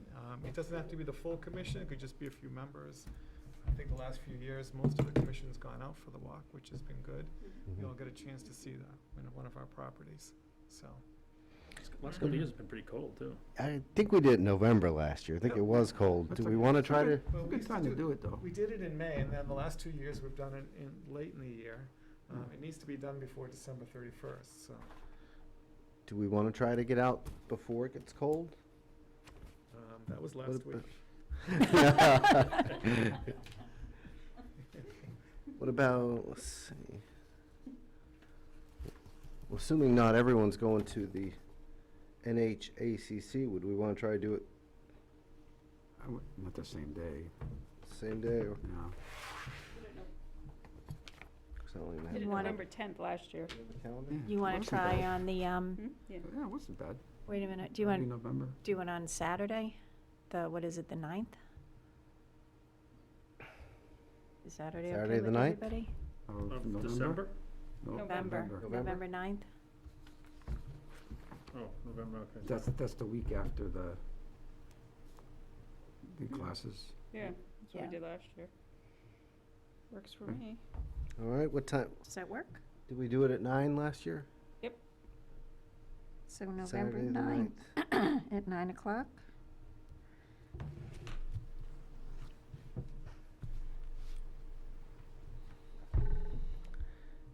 All right. I guess the final item, Saturday. You all want me to send out the last year's report? Sure. Yeah, please. Where are we meeting? At Washburn, at the park in the Yeah, parking lot? parking lot. Yeah, by our new kiosk. On the left. Yeah. A lot on the left. is the final item for review is the draft 2020 Conservation Commission meeting dates. I looked it over. Did anyone have any comments or saw something on here that didn't look like it would work? No recommended amendments? No. All right. We so- typically, just, we have these times set aside in July. Obviously, there's 2 meetings in July, but we end up sometimes, One meeting in July. oh, that's the middle dates, yeah. Which one becomes the annual meeting? Is that important to designate? July 20th Yeah, July July 20th. would be the So- annual meeting. Yeah, that might be a good thing to start putting on here, because that's typically where we start trying to cancel meetings, because there's lack of interest. We always end up in August trying, oh yeah, we need to have our annual meeting. So, that's a good point, Steve, we might wanna, I'll put that note on here. yeah. Everybody comes to the annual meeting, though, because they don't want to get nominated for something. Don't tell the newbies. Annual meeting. Steve's doing such a good job here. You are. You are doing a good job. Matt's gonna watch Tim this, did all the work. job. I'm just sitting Matt's gonna watch this- in the bright light. Matt's gonna watch this and stay in Hawaii. Let's see, all right, well then, the commission accepts the calendar as presented. And we'll make the note about the July 20th annual meeting. I guess moving on to other business and subcommittee updates. Who wants to go first? Do we have a subcommittee update? Okay.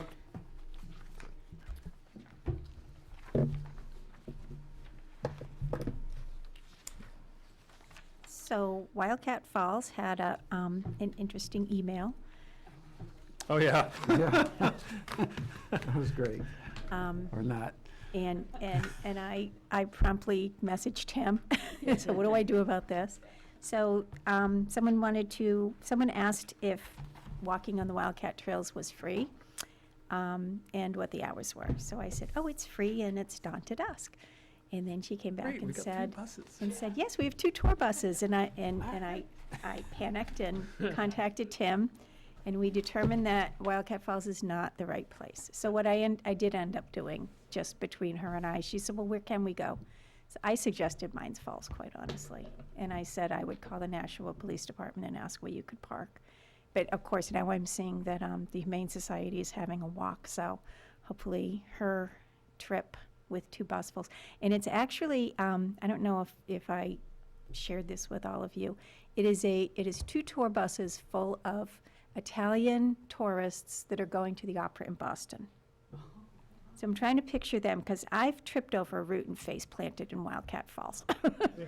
So I think you were there with me that time. Yeah. But, They're going that evening? no, they're gonna go to they're going to the outlets Yeah. one day.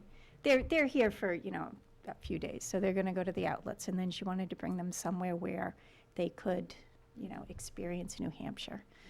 So I think they This can, is Italian tourists, like people from Italy? yes. Well, don't forget, Italy is mostly mountainous. It's a lot of mountains in Italy. Well, I know, but they've got, Beautiful Fun. waterfalls in Italy. yeah, beautiful woods and waterfalls. I mean, or They're is this, are here, these they people from wanna South Boston? I mean, I'm just No, kinda, they're from Italy. okay. Yeah, no, they're from Italy. They're here to go to one opera.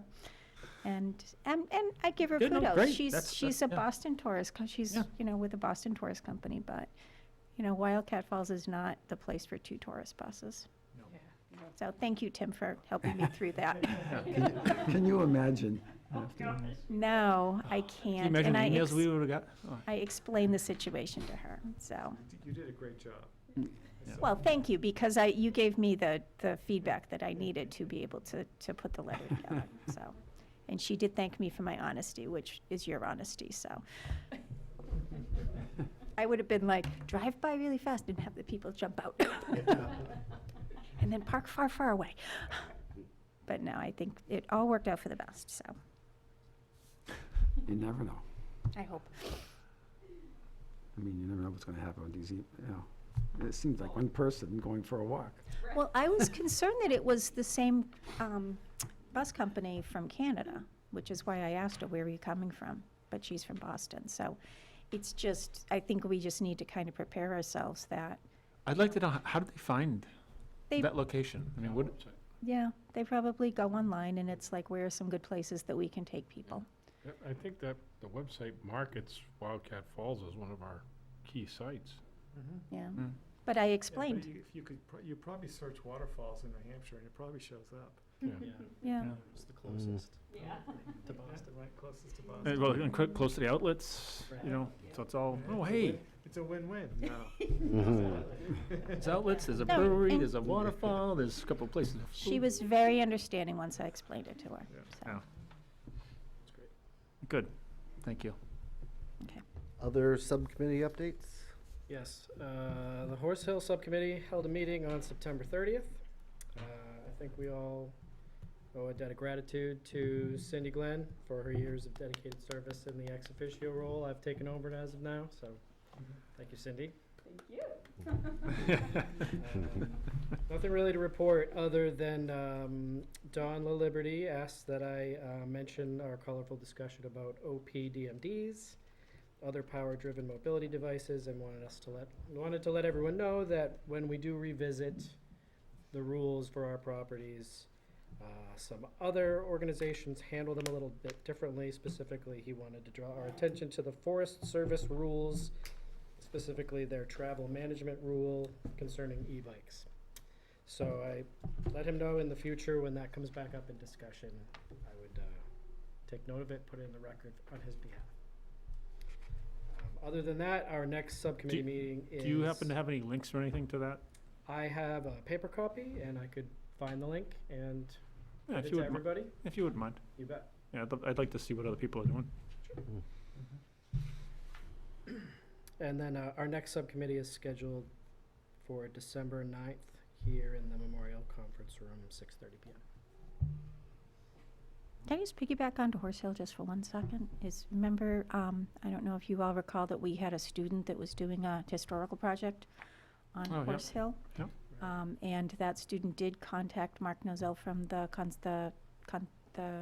Historical Society, thank you, I wanted to say Heritage, and was able to come back to Merrimack for a weekend and said he spent a very productive afternoon going through some of the paperwork in the Historical Society.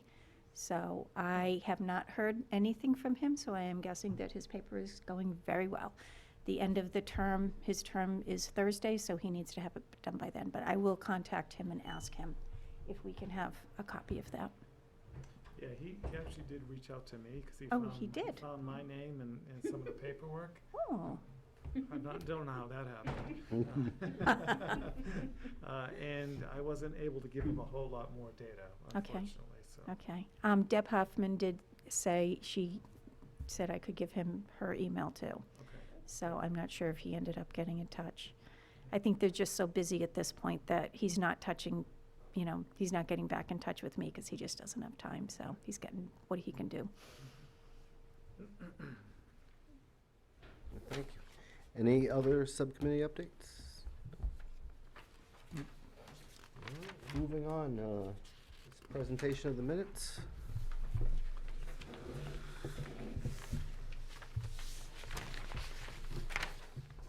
So I'll make a motion to accept the minutes as amended. So moved. Second?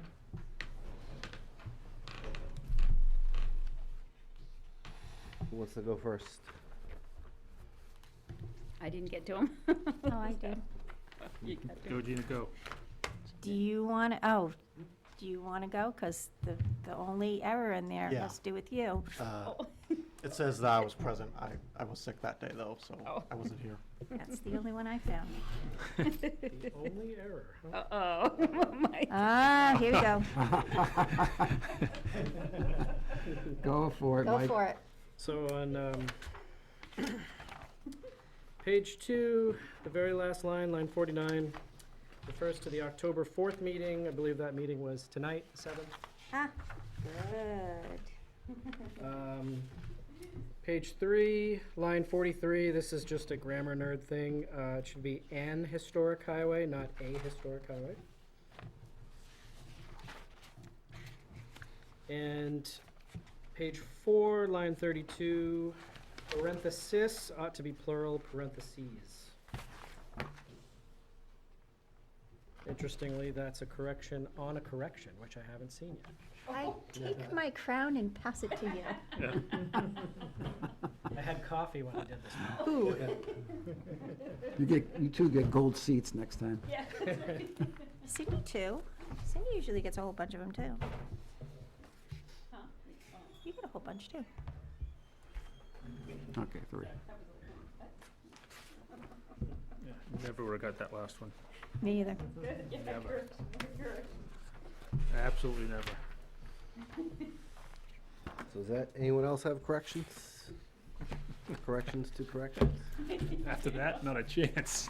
I stopped even trying. Guess we can vote on that. All in favor? Accepting those minutes?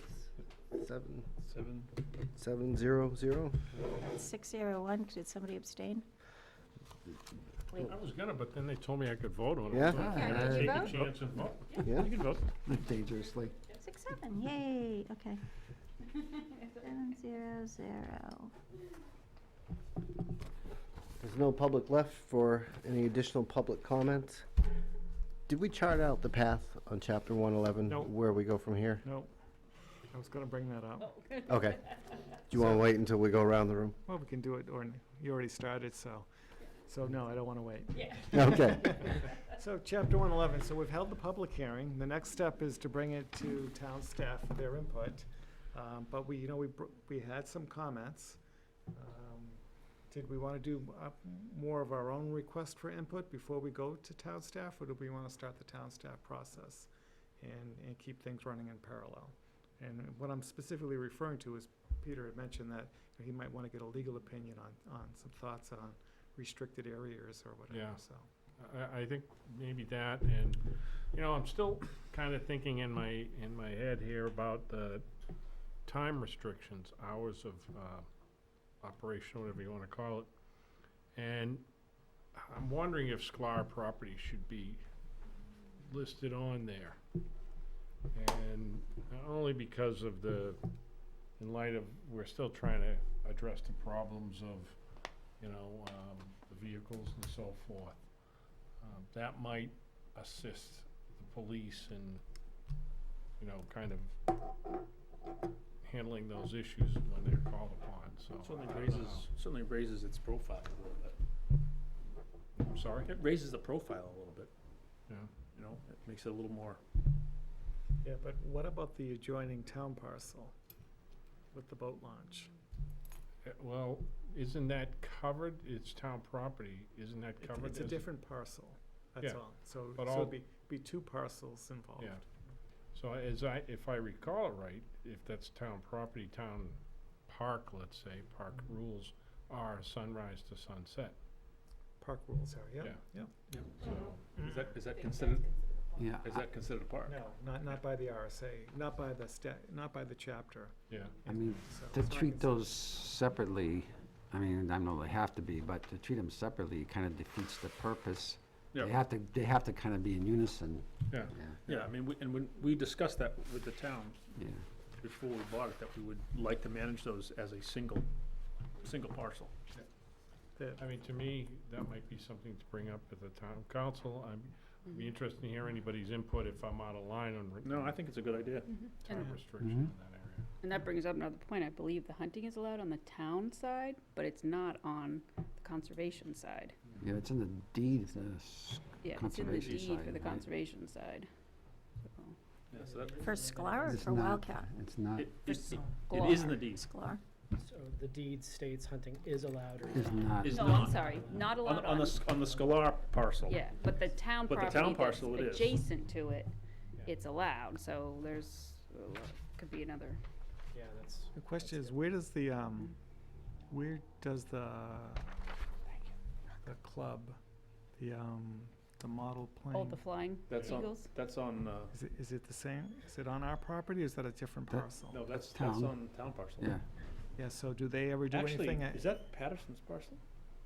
And he's just letting them use it? I don't know, that's why I'm trying to bring it up. I think that might be a combination of Patterson's and the town.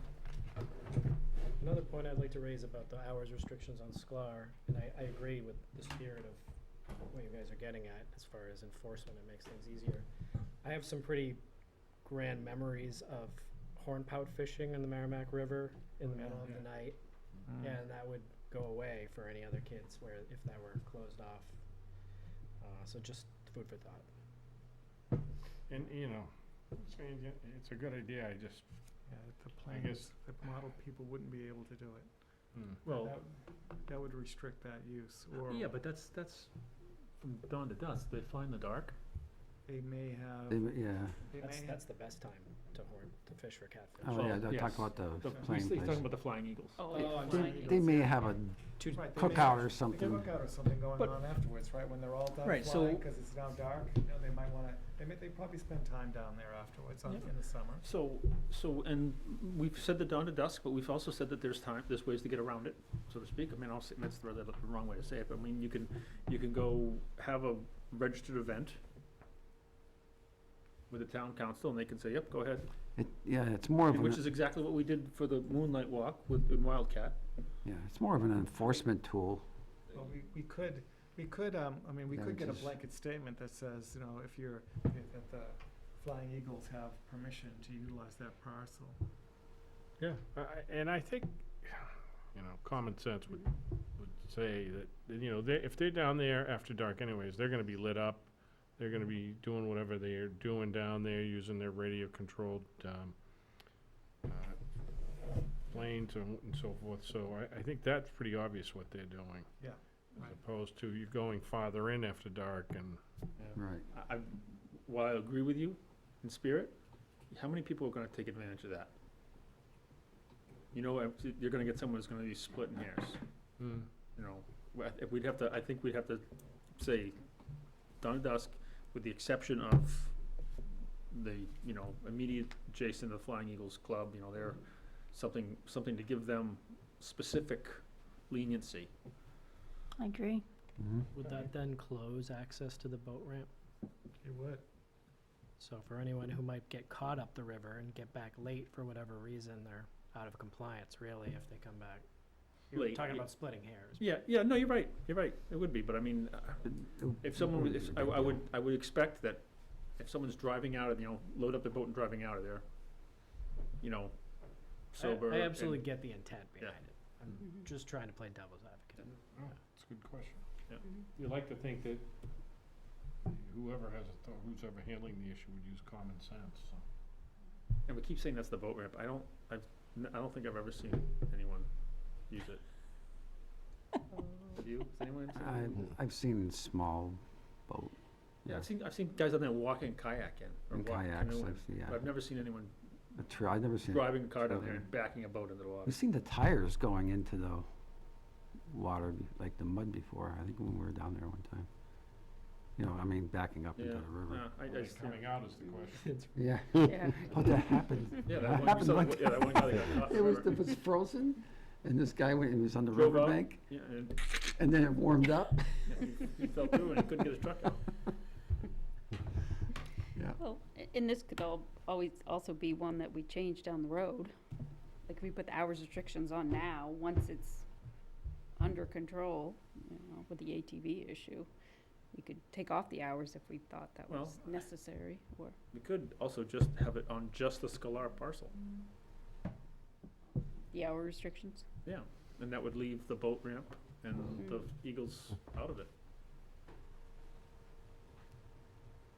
You'd have to And- really and- sign and- it. And anyone's down there who's to four-wheeling, they're areas. they're not gonna just, oh, I'm gonna get to this point and turn around. Right. They're gonna keep on going wherever the hell they please, so if we have an enforcement issue, they're gonna be able to be tagged.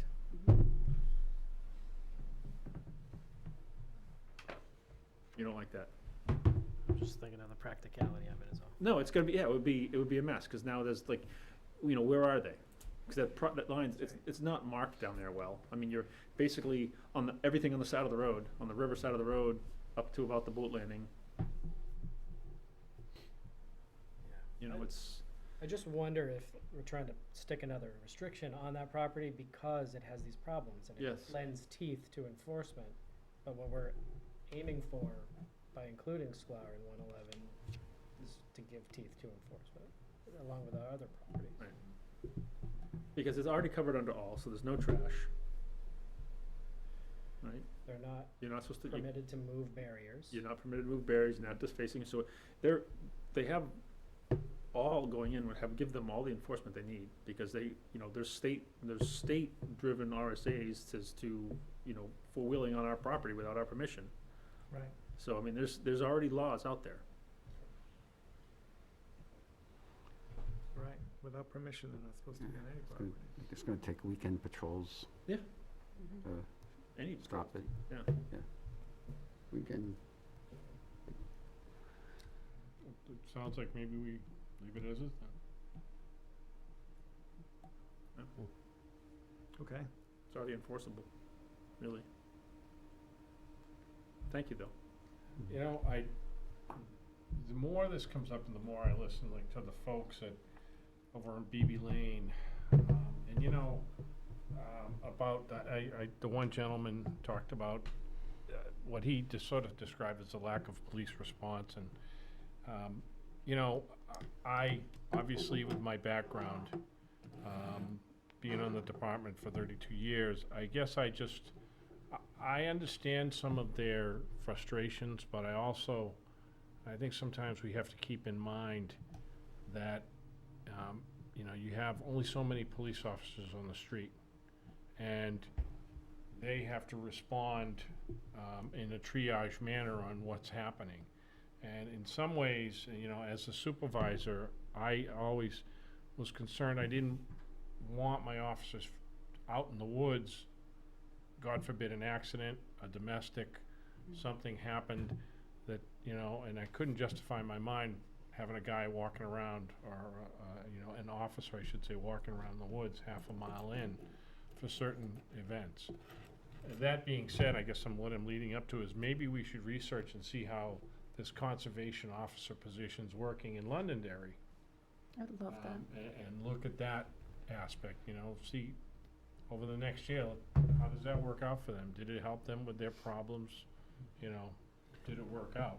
And then consider that going forward. and could something like that be, put up, during the, the April town, voting as a, What do you mean? like funding for a conservation officer? Town council puts the budget up, yes. But that'd be discussed at a town council budget, during the town council budget process. And the question could be, could it come out of the funds from the Conservation Commission? Yeah. And I know. Well, my question was, could it be put to the citizens to say, or we want to put this additional funding in for a conservation officer? Yes, it could be done as a special warrant article. Yeah, right, And that way, That's what- that's what I that was way if it getting to. doesn't pass, it doesn't affect the rest of the budget, right. so. Definitely do that way. But just consideration going forward. I'm kind of curious when I saw it, I thought, okay, Mm-hmm. some of these communities like Londonderry, I can imagine we may have more conservation land than they do, but I'm not sure. It'd be worth I it. don't think so. No? I know, they've got quite a few acres of Yeah, they conservation. got, that musquash is a big, Yeah, that's what I Yeah. understand, I've never, It'd be worth I- a shot. I'd say, I think we're close to on par, but I'd have to look it up. yeah. My gut says that Yeah. we're close.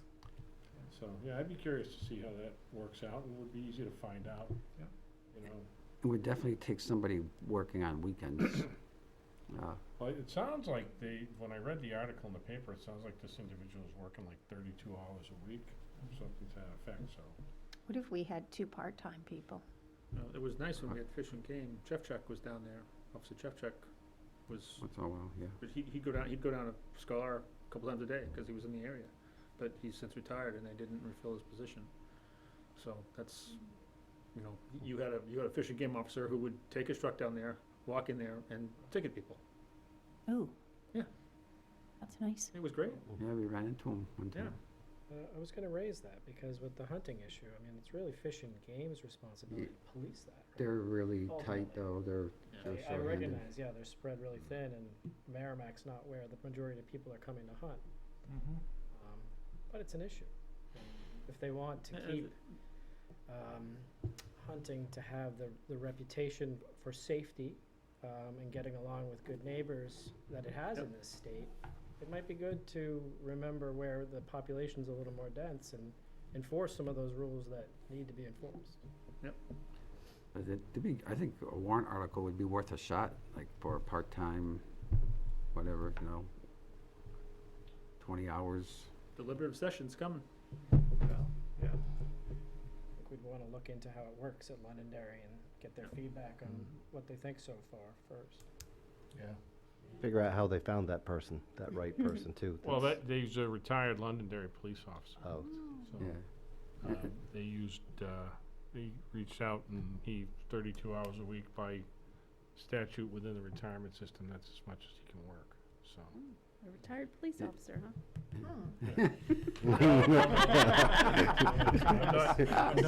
I'm not working. I don't know if you were hinting, you know. Let's make sure he's not at the annual meeting. We'll sign him up for that. So thank you, Cindy. Makes someone qualified. Yeah, I know. I was Here like, until- No, but, that's how and you would want them because if you get somebody with their certification still intact, that helps. Yep. The whole process. You don't have to send them to the academy and so forth, so. And, I mean, And somebody who's familiar with the area, and so forth, and the people. Do we want to put this on our next meeting to discuss for when the deliberative session comes up? It's too late by then. Oh. If we wanna do something, we need to act between now and the beginning of December. Yeah, because Oh. the council's ramping up for budget season. Now. Yeah. Do we just want to go for it? I mean, The way to find out is to make a motion. what does it take? what are we motioning? What would the motion be for, though? To put it on the deliberative session? No, Well, it's we really, can't. to me, I can mention it to the town manager and as well as the chief of police. And, and I think that it's also bears looking into, like we said, how's it working out in Londonderry? But they only started in what, I think it was June, It's recent. So, We got 1,600 acres of conservation property in town. Yep. I mean, they've outfitted, and I can see the question coming up is, where's the money gonna come from salary-wise? And then, the conservation officer's gonna need certain equipment, much like a fish and game officer, an OHRV, a vehicle. Pickup to- truck, a pickup truck and a trailer, and and, an OHRV. so. And a bicycle, because there's gonna be, there's plenty of trails that you can't get four-wheeler down. Yep, so, it's those things to take in consideration wise, so, and that's why, you reach out to Londonderry and say, hey, what is this costing you and how did you pull it off, so. And doesn't the department have a Snowmobile? ATV and a The bike? the police department has 2 ATVs, Yeah, I mean, they're, But they're They're fueled probably with not. grant money, right? I'm sorry? They're fueled from grant money. Yeah, So, I mean, it doesn't preclude the department, when those vehicles aren't in use, allowing that conservation officer to use them. And they're on trailers already, so that could be part of the, you know, what they're doing there, you know, out of where that would come from, so. It's a, you know, it's something that, food for thought, something to kick around. Yeah. My own opinion is that there's so many moving parts and unknowns. Yeah. I don't know that a motion is appropriate yet, but. No, I think you research it, and, Yeah, you know, we'll I'll take throw a it look. out there to the town manager and the chief, and it sounds like there's some interest with the group, so, you know. I mean, it could come back to, yeah, we have no problem with it. Does the Conservation Committee wanna fund it? And Right. then it's up to the group of, do we wanna, how much is it, and do we wanna, you know, use that money in that way, so. But if we wanted to put it on as a warrant article, how would that work? You could do it that way too, and if the citizens wanted to vote it in and put it on the town budget, absolutely. Yeah, you'd want to get some feedback from the chief and Paul McCallie to understand the costs, so you could appropriately put it in, you know, correctly. When you talk to the chief and Eileen, are you gonna talk to Paul McCallie, or is that something separate? Yeah, I'll go through Eileen, and then she'll Okay. go through the appropriate folks involved. Yeah, So a warrant article wouldn't come up until April. you have to submit it, the Yeah. article, so you have to have it done by the end of January. By the end of In January? order to get it submitted as a special warrant article. So we can discuss it at our next meeting then? Yeah. Okay.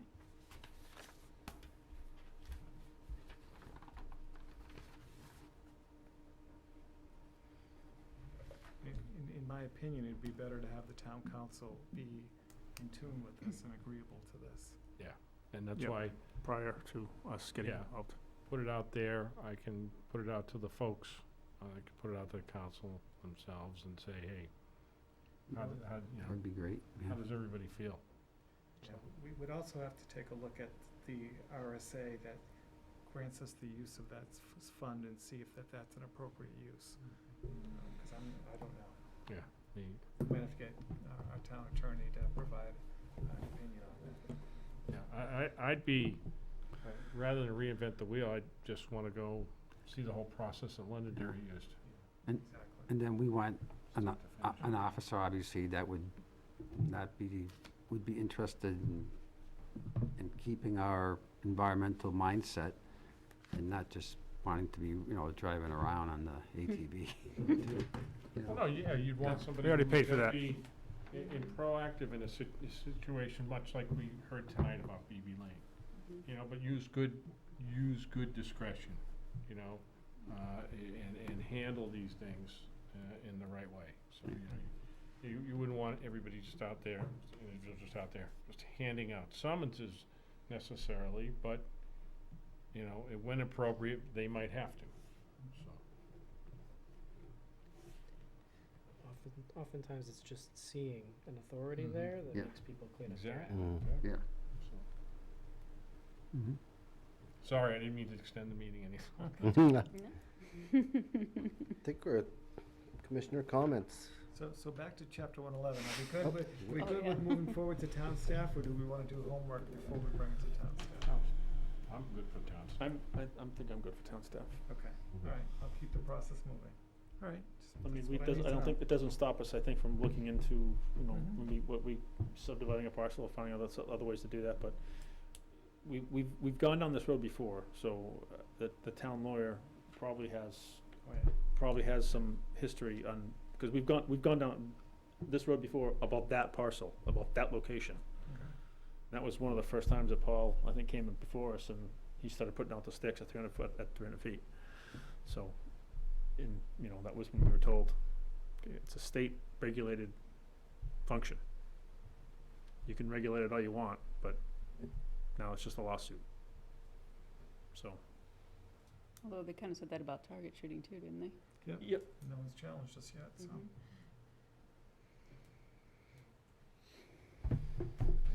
So, We good with that?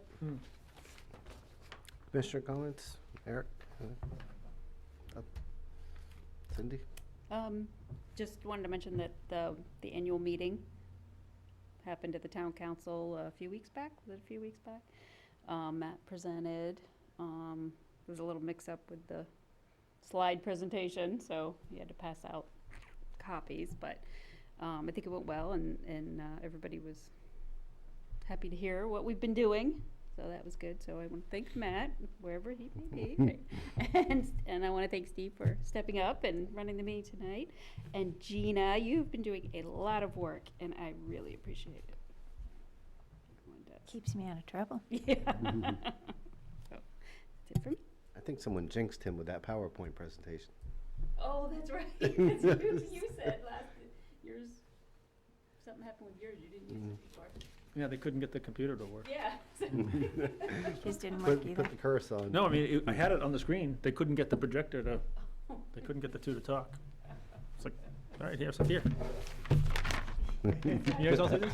So that's 2 times in a row now. So next year we're gonna have to be Everything comes in threes. yes. Tim, anything else? Yeah, the first meeting in November, I have a family activity that evening, so I won't be here. That's all.